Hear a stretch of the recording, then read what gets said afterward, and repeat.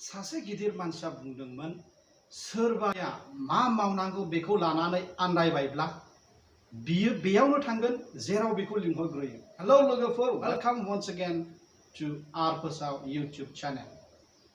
जिकुनु खामानि मावनायनि माबा मोनसे थांखि थायो, अब्ला फरायनायनिबो जे थांखि थानांगौ बेखौ बुंबावनांगौ आं सानला। क्लास 1 to 10 फरायनाया कमन जायो, मानो होनब्ला बेयाव गासैबो फ्राय एखेखौनो फरायो। बेयो फाउंडेशनल स्टेज खानो बेयावहाय आर्ट्स, कमार्स, साइन्स बे मोनथामनि एसे नलेजखौ होजोबनाय जायो। अब्लाबो बेयाव फरायनाय फरायसाफोरा मोनसे खोथाखौ गोसोआव लानांगौ, नोंनि स्कुलाव जिकुनु सुबिदा होआ मानो बे सुबिदाफोराव बाहागो लानांगौ आरो बेखौ एसेब्लाबो सोलोंनानै लानांगौ। सुबिदाफोर बुङोब्ला जेरै cultural activities, dance, music, comedy shows बेफोरबादि, ओमफ्राय दङ नोंना लिटारेरि एक्टिभिटिज जेरै डिबेटिं, ओमफ्राय स्पर्ट्स एक्टिभिटिज जेरै फुटबल, क्रिकेट बेफोराव बाहागो लाना एसे सोलोंनानै लानांगौ। सोलोंनानै लायोब्ला मा जागोन, साननानै ला नोंथाङा फरायनानै उनावहाय मोनसे गिदिर कम्पानियाव जब मावबाय, बै कम्पानियाव गेट टुगेदार जायो एबा गुबुन फांसनफोर जायो। बै फांसनखौ जुदि नोंथाङा मेहेर गोनां खालामनो हायोब्ला माबा मोनसे खालामनानै सिंगिंजों बा कमेडि श'जोंहाय, अब्ला नोंथांनि भेलुआ बारायनाय नङा खोमा, थारैनो बारायगोन। अब्ला जेब्लायबो सोलोंनांला, फरायनायनि आसल थांखिखौ सौरावनांगौ क्लास 10 नि उनावनिफ्रायनो। क्लास 10 जोबनायनि उनावनो मा मावनानै जिउ खुंलांनो बेखौहाय थि खालामनो हायो। जोंनि संसारावहाय सुबिदाफोरा मेरला दं, नाथाय जों अब्लाबो आन्दायो, मानो होनब्ला जोंनाव थि नलेज गैया। बे थि नलेज गैयैयावनो जों जेरावनो जागोन बायदि मोनो बेयावनो थाङो। जेरै गिबियाव आं बुंदोंमोन, सोरबाया मा मावनांगौ बेखौ लानानै आन्दायबायब्ला बियो बेयावनो थांगोन जेराव बेखौ लिंहरग्रोयो। दानिया क्लास 10 जोबनायनि उनाव मा रोखोमनि स्ट्रिमफोर दङ एबा मा रोखोमनि स्ट्रिमफोराव जों फरायनो हायो जों बेखौ मिन्थिनानै लानोसै। क्लास 10 जोबनायनि उनाव मोनबा रोखोमनि स्ट्रिमाव जों फरायनो हायो। बे मोनबा स्ट्रिमा जाहैबाय आर्ट्स, कमार्स, साइन्स, डिप्ल'मा आरो ITI। ITI माने इन्डास्ट्रियेल ट्रेनिं इनस्टिट्यूट। ITI आरो डिप्ल'माखौ जों गिबियाव सावरायग्रोगोन। ITI आरो डिप्ल'मा बे मोननैखौ जोंनि मानसिफोरा दाबो मोजाङै मोनथिया एबा जोंनि समाजाव बियो कमन जायाखै, बेनिखायनो जों बेखौ सावरायग्रोनोसै।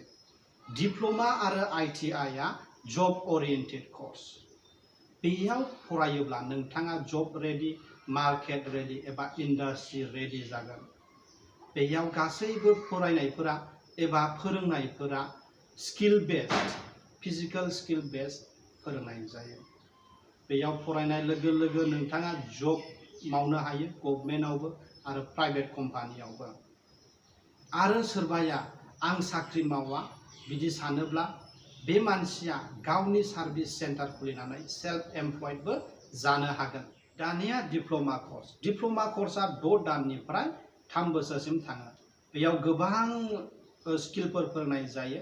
आं माखासेफोरनिखौल' मुं लानोसै जेखौ नोंथाङा कनसिडार खालामनो हागोन। सेथियाव जाहैबाय इलेक्ट्रिशियान, कारेन्टनि खामानि मावो। सेकेन्डआव जाहैबाय इन्स्ट्रुमेन्ट मेकार, डेस्कटप पाब्लिशिं, बेबो बहुत गोनांथि।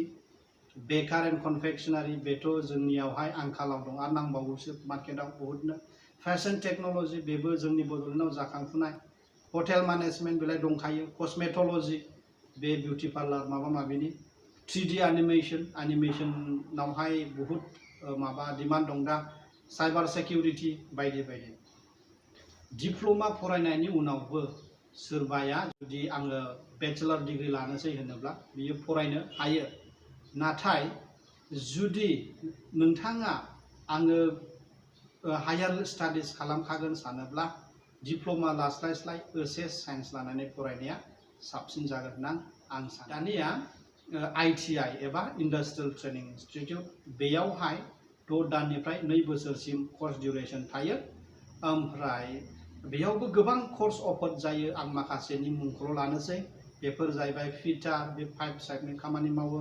कम्पानिफोराव गिदिर कम्पानिफोराव खामानि मावनो हागोन सार्वेयार लामा सामायाव बेफोरबायदि नुनो हागौ बे पिक्चारफोरनि बायदि बेफोरनो सार्वेयार आर्किटेक्चारेल असिस्टेन्ट बेफोर जाहैबाय न'फोरनि माबाखौहाय दाथायफोरखौ साइजफोरखौ बिसोर बानायो ओमफ्राय फैब्रिकेशन बेफोर पाइप साइपनि मावो गिदिर कम्पानिफ्राव नांगौ जानानै फैयो कार्पेन्ट्रि बेफोरबो डिमान्डआव दङ कार्पेन्ट्रि मानि फार्निचार बानायनाय जेरै डाइनिं टेबल बेफोरबायदि ओमफ्राय दङ प्लाम्बार बेफोरबो पाइप साइपनि खामानियानो मावो कस्मेटोलॉजी ओमफ्राय इलेक्ट्रिशियन दानिया दङ arts commerce science percentage class 10 नि पार्सेन्टेजखौ नायनानै बुङोब्ला जुदि नोंथांनि पार्सेन्टआ 50 एबा 55 नि खम नोंथाङा आर्ट्स लाला गाहाम आरो जुदि नोंथांनि पार्सेन्टआ 70 प्लस अबा साइन्स लादो 70 नि एसे खमला कमार्स एबा बेवबो नोङो साइन्सआव एप्लाइ ट्राइ खालामनो हागोन बेफोर पार्सेन्टखौ लानानै बुंनाया आं ओरैनो बुंनाय नङा गोबां कलेजानो नोंनि पार्सेन्टखौ नायनानैसो नोंखौहाय एडमिशन होगोन साइन्सआव एबा कमार्सआव नङाब्ला नोङो आर्ट्सखौनो लानांखागोन दानिया आर्ट्स जों बांसिनानो सानो जे जों फरायनो हाया आखिनो आर्ट्स लानांगौ नाथाय बिदि नङा बे थार जे पार्सेन्टेजखौ नायनानै नोंथाङा जुदि खमला नोंथाङा साइन्स लानो गोसोब्लाबो मोननाय नङा आर्ट्सखौ लानांगोन बिनि गेजेरावबो जुदि नोंथाङा फरायनायाव मोजांथार ओमफ्राय आर्ट्स लानो गोसो नोङो लानो हागोन मानो होनोब्ला जुदि नोंथांनि माबाया इन्ट्रेस्टआ पलिटिक्सआव दङब्ला ससियेलाव दङब्ला नोङो आर्ट्स लानो हागोन आर्ट्स लायोब्ला नोंथाङा मा जानो हागोन पलिटिशियान लयार लैंग्वेज टीचार बेफोरबायदि कमार्स जुदि नोंथांनि इन्ट्रेस्टआ बेंकिंआव दं अब्ला नोंथाङा कमार्स लानो हागोन नोंथाङा कमार्स लानानै फरायोब्ला उनावहाय चार्टार्ड एकाउन्ट जानो हागोन चार्टार्ड एकाउन्टेन्ट आरो नोंथाङा बैंक मेनेजार जानो हागोन क्लार्क जानो हागोन सिनियर क्लार्क जानो हागोन बेफोरबायदि साइन्सआ मोननै रोखोमनि दं मोनसेया मेडिकल ओमफ्राय नन मेडिकल मेडिकला जाहैबाय नोंनाव बाय'लजि थागोन नन मेडिकलाव बाय'लजिखौ एंगारनानै नोंनावहाय मेथ्स थाफागोन दानिया साइन्स फरायला नोंथाङा डक्टर जानो हागोन इन्जिनियार बेफोरबायदि जानोब्ला नोंथाङा साइन्स लानांगौ बाय आसा खालामो बे भिडिअआ गुन गोनां जाबाय नोंथांमोननो मोनसे इनफर्मेटिभ जाबाय बे भिडिअखौ दोननायनि सिगां आं बेखौल' बुंनो सानदों जोंनि मानसिया साइन्स ओमफ्राय कमार्सआव बांसिन फरायनो गोसो होनांगौ जोंनि मानसिया फरायनाय गैया साइन्स ओमफ्राय कमार्सआवहाय बेनिखायनो बेवहाय गोसो होनांगौ ओमफ्राय ITI आरो डिप्ल'मा बेनि गोनांथिखौबो मोजाङै बुजिनांगौ बेफोरबायदि भिडिअ मोनबाय थानो नोंथाङा चेनेलखौ लाइक आरो साबस्क्राइब खालाम आरो शेयार खालामनांगौ जाहाथे गोबां मानसिया मिथिनो मोनो गोजोन्थों